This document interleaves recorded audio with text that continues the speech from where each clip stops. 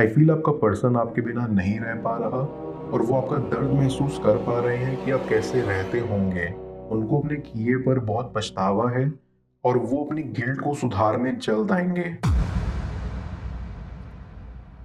Viewer, आप अपने person को विजुलाइज करिए और मैं आपके और आपके पर्सन के लिए कार्ड स्प्रेड करता हूँ।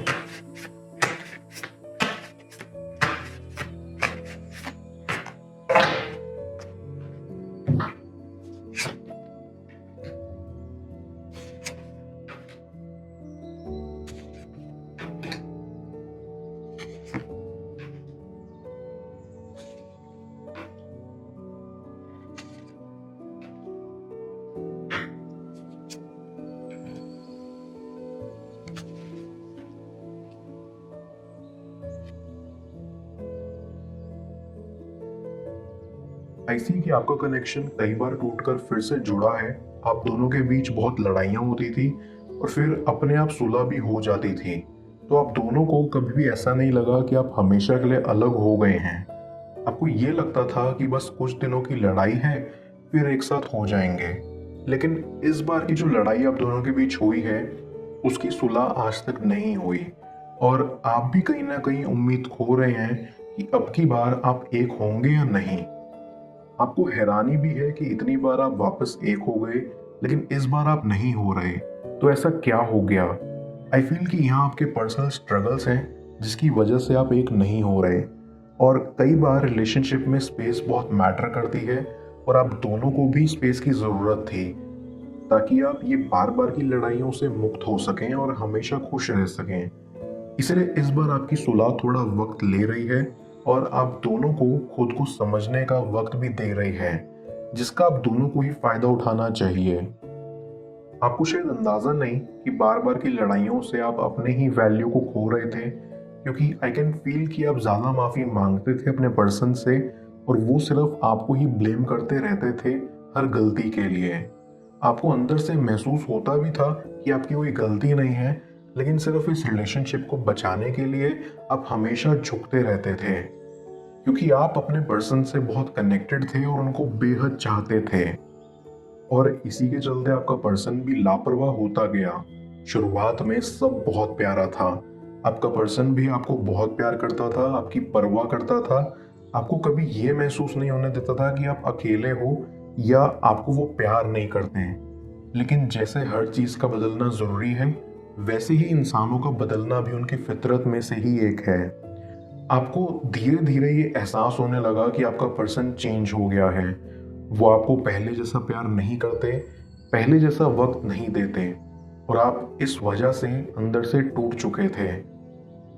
ना चाहते हुए भी आप उनसे माफ़ी मांगते रहते थे और इसकी वजह से आपने अपनी सेल्फ रिस्पेक्ट खो दी थी, क्योंकि आपके पर्सन को तो यही लगता था कि हमेशा की तरह आप उनके पास चलकर आएंगे और माफ़ी मांगेंगे और चीज़ें पहले की तरह नॉर्मल हो जाएंगी।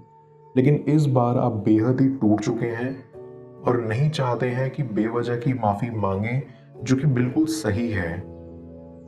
आपके पर्सन ने कभी आपको खोने का दुख नहीं महसूस किया, हमेशा आपने ही किया, क्योंकि आपको ही डर लगा रहता था कि कहीं वो आपसे दूर ना हो जाएं, इसलिए आप उनके पीछे भागते रहते थे और उनको कभी एहसास ही नहीं हुआ, ना ही कभी आपको खोने का डर उत्पन्न हुआ, क्योंकि वो ये जानते थे कि आप उनके बिना नहीं रह सकते और इसलिए आप चाहे कुछ भी हो जाए उनके पास ज़रूर आएंगे। लेकिन वो भूल रहे थे कि उनकी भी फीलिंग्स हैं जो आपको लेकर कहीं खो गई हैं, जिसको उन्हें वापस लाना चाहिए। आई कैन सेंस कि आप काफ़ी मेंटली डिस्टर्ब रहे हैं इस कनेक्शन को लेकर। आप यहाँ इस सिचुएशन में बेहद मासूम थे और अपने सेल्फ रिस्पेक्ट जैसी चीज़ों पर उतना ध्यान नहीं देते थे। आप तो अपने पर्सन को बस अपना मानते थे और उन पर आंख बंद करके भरोसा किया करते थे। लेकिन धीरे धीरे जैसे जैसे आप इस कनेक्शन में ग्रो होते गए और चीज़ों की परख करने लगे, आपको ये एहसास होता चला गया कि इस कनेक्शन को सिर्फ आप संभाल रहे हैं और रिश्ते हमेशा दोनों तरफ से ही निभाए जा सकते हैं। और इसीलिए इस बार की लड़ाई जो हुई उसने आपकी आंखें खोल दी। आपको ये एहसास हो गया कि इस बार आप नहीं झुकेंगे, क्योंकि आपकी कोई गलती नहीं है। पहले आप अपने दोस्तों को कहकर एक होने की गुजारिश अपने पर्सन से किया करते थे, लेकिन अब वही दोस्त आपको अपने पैरों पर अकेला खड़ा होने को सिखा रहे हैं, जो कि आपके लिए बहुत अच्छा है। एक पॉइंट पर आके आपको समझ नहीं आता था कि आप क्या ही जवाब दें। आपको ऐसा लगता था कि आपके पर्सन को आपकी फीलिंग्स, आपका कंसर्न समझना चाहिए, लेकिन वो नहीं समझते थे। और धीरे धीरे जब चीज़ें आउट ऑफ कंट्रोल होती गई, तब वैसे वैसे आपकी हिम्मत भी टूटती रही। आपका पर्सन आपको रोज हर्ट कर रहा था और फिर ऐसे रिएक्ट करता था कि जैसे उन्होंने कुछ किया ही ना हो। I also get a vibe कि आपके पर्सन बहुत ओवर पोजेसिव थे। उनको ऐसा लगता था कि आप किसी और के साथ भी इन्वॉल्व हैं, और इसीलिए वो आप पर शक भी करते थे, जो आपको बिल्कुल पसंद नहीं था। आई फील कि आपका पर्सन भटक गया था बीच में। उनको आपका एहसास हो नहीं पाया। अब की लड़ाई ने उनको भी अंदर से खोखला कर दिया है। वो भी इस कश्मकश में उलझ कर रह गए हैं कि इस बार आप उनको मनाने क्यों नहीं आ रहे, या ये कनेक्शन नॉर्मल क्यों नहीं हो रहा। और इसीलिए उनको अब एहसास हो रहा है कि आप ही हमेशा उनके पास आते थे, हमेशा आपकी वजह से ही कनेक्शन ठीक हुआ है। उनको आपकी वैल्यू समझ में आ रही है, और इसीलिए अब वो आपको बहुत याद करते हैं। वो सोचते हैं कि काश उन्होंने आपको अपनी हरकतों से थकाया ना होता, तो आप उन पर आज ऐसे गिव अप नहीं करते। उनको एहसास है कि उन्होंने बहुत बड़ी गलती कर दी है आपको समझने में, और इसीलिए अब वो कोशिश करेंगे कि किसी तरह से आपको मनाया जा सके। मैं कार्ड्स को क्लैरिफाई करता हूँ।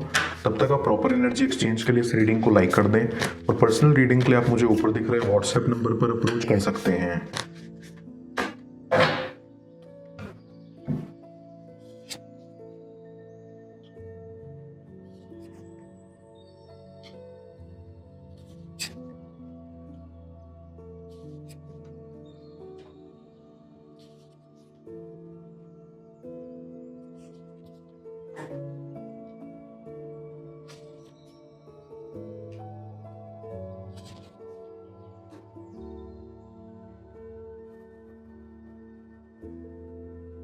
वन थिंग्स फॉर श्योर कि आपके पर्सन में जो ईगो थी कि उनको किसी के आगे नहीं झुकना, स्पेशली आपके आगे, वो अब खत्म हो रही है। क्योंकि उनको विश्वास हो गया है कि इस बार आप नहीं आएंगे, उनको ही स्टेप उठाना पड़ेगा, उनको ही एफर्ट करना पड़ेगा, जो उन्होंने पहले कभी किया नहीं। अगर पहले किया होता तो आज ऐसी नौबत नहीं आती। वो ये सोचकर भी परेशान होते हैं कि कहीं आपने मूव ऑन ना कर लिया हो, कहीं आप उनसे इतना भी ना थक चुके हो कि आप उन्हें एक और मौका ही ना दें। लेकिन ऐसा नहीं है, क्योंकि भले ही आप उनकी हरकतों से परेशान थे, लेकिन प्यार तो आपके दिल में आज भी उनके लिए बरकरार है। आप देखना चाहते थे कि आपका पर्सन आपकी परवाह करता है या नहीं, या वो एफर्ट करने आएगा या नहीं। क्योंकि कभी कभी आपको ऐसा भी लगता था कि आपका पर्सन इमेज कॉन्शियस है, उनको अपनी इमेज की बहुत परवाह है। अपने फ्रेंड्स के सामने वो अलग रवैया रखते हैं और आपके साथ अलग। और आप चाहते थे कि वो जैसे अंदर से हैं वैसे बाहर से रहें। डीप डाउन आई फील कि आप उनके फेकपन से भी परेशान थे, और आप सच में चाहते थे कि वो लाइफ में आगे बढ़े और लोगों के साथ रियल रहे। यहाँ डेफिनेटली आई कैन सी कि आपका पर्सन आपको बहुत अब्यूज करता था, फिर वो चाहे मेंटल अब्यूज क्यों ना हो। आप सहते रहते थे, लेकिन आप उन्हें रोकते थे, बट वो नहीं रुकते थे, और इस वजह से भी आपका काफी ब्रेकडाउन हुआ है। लेकिन अब आपका पर्सन ये फील कर पा रहा है कि उनको आपको ऐसे अब्यूज नहीं करना चाहिए था। उनको लगता है कि आप बहुत हर्ट हुए हो, जो कि आप हुए हो, और जख्म इतने गहरे दिए हैं उन्होंने आपको कि इसकी भरपाई अगर वो करना भी चाहें तो कर नहीं सकते।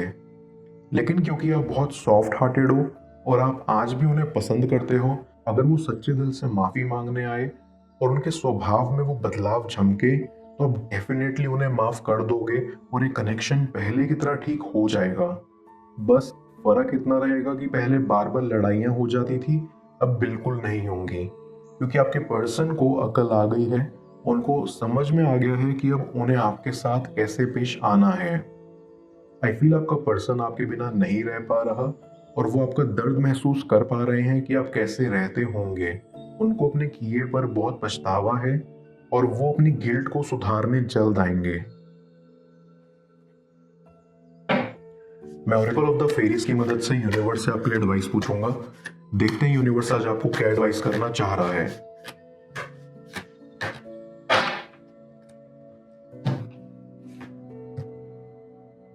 लाइट। ये फेरी क्वीन ऑफ लाइट आपकी करंट सिचुएशन में लव एंड लाइट को रिप्रेजेंट करती है। ये आपको रिमाइंड कराना चाह रही है कि रोशनी हमेशा अंधेरे के ऊपर भारी पड़ जाती है। ये बताना चाहती है कि ये लाइट आपकी प्रोटेक्शन के लिए मौजूद है, जो आपकी लाइफ में किसी भी अंधेरे को मिटाने की क्षमता रखती है, और जहां भी ये पड़ती है वहां अल्टीमेटली सच सामने आ ही जाता है।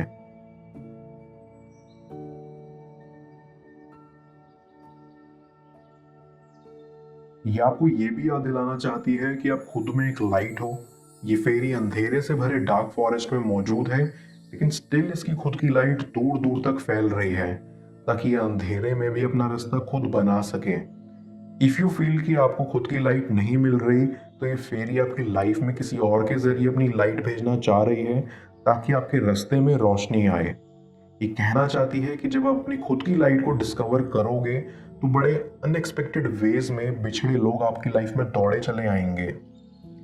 फेरी क्वीन ऑफ लाइट में बहुत डिफरेंट क्वालिटीज हैं, जो ना सिर्फ सच सामने लाती हैं, बट उस सिचुएशन के पीछे छुपी ब्यूटी और लेसन को आपको देखने को कहती हैं। इस वजह से वो आपको खुद से पागलपन की हद तक चाहेंगे। जाने स्क्रीन पर शो हो रही इस अगली टैरो रीडिंग में पेड पर्सनल रीडिंग के लिए आप मुझे ऊपर दिख रहे व्हाट्सएप नंबर पर अप्रोच कर सकते हैं। मैं मिलता हूं आपसे दोबारा अगली टैरो रीडिंग में। Till then, bless you.